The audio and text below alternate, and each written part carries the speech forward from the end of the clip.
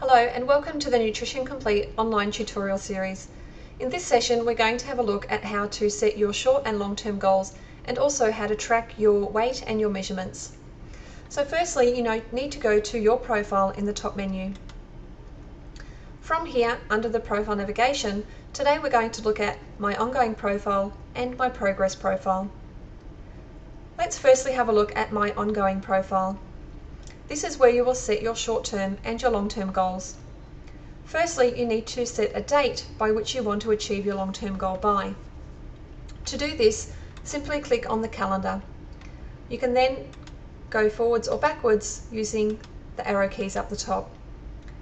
Select your date and it will appear here. From there, you can also select to set mini goals.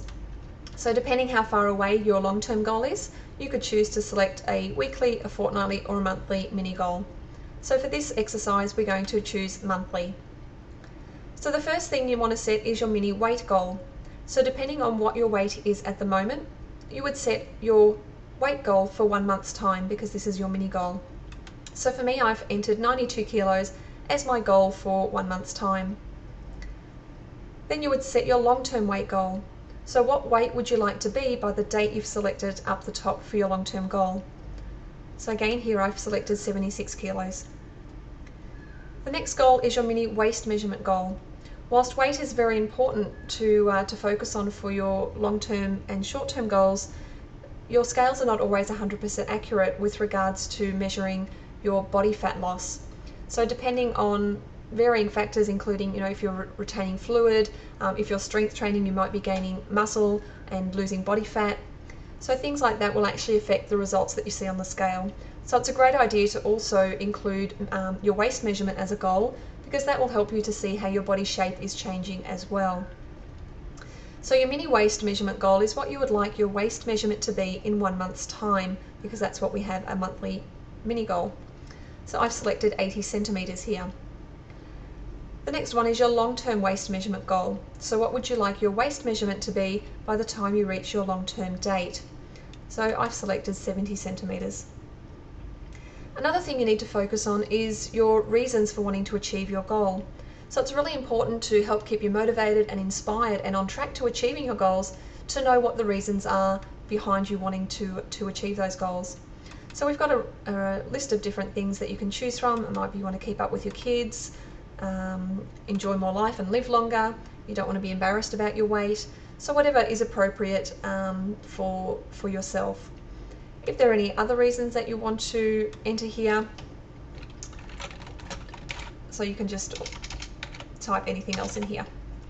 So once you've done that, you can click update information and it will record that for you. So the next thing to look at is my progress profile. In this area is where you will track and monitor your weight and also your measurements. So the first thing you need to do is select a date that you want to select for your recording. So again, you can select the current date at the bottom here, or you can select any date if you have been monitoring them and haven't entered them for a little while, or if you measured them a couple of days ago and are recording them a couple of days later. So select the date and then enter the measurements and the weight. So one thing you can do, if you choose to weigh yourself on a weekly basis and measure yourself every fortnight or every month, you can do that as well. So it will allow you to only enter your weight measurement. So you can see here it has the date, and then it has the weight, and the other details were not provided. Or you can select to do all of them. And I'm just going to enter some pretend numbers here.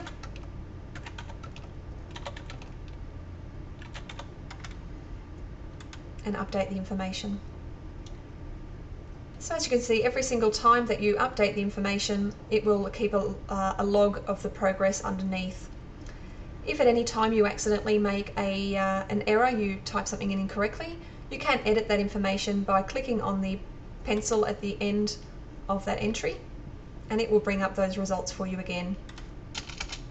So if that was the incorrect entry, you would just change that entry and again click update information, and you can see that was updated there.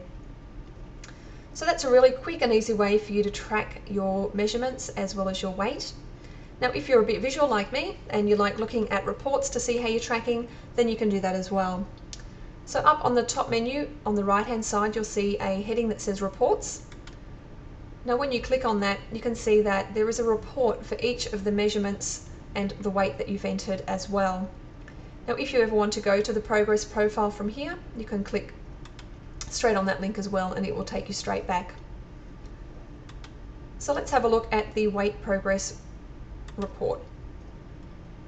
So basically what it does is it shows you the last 10 entries that you've done, and it shows you your progress, and ultimately you want to make sure that you're going in the direction of your goal. So it's a really quick and easy way to see visually how you're tracking towards your goals. Now you can click on any of the other links as well and it will bring up the other reports for you. There is also a BMI report, and BMI stands for Body Mass Index.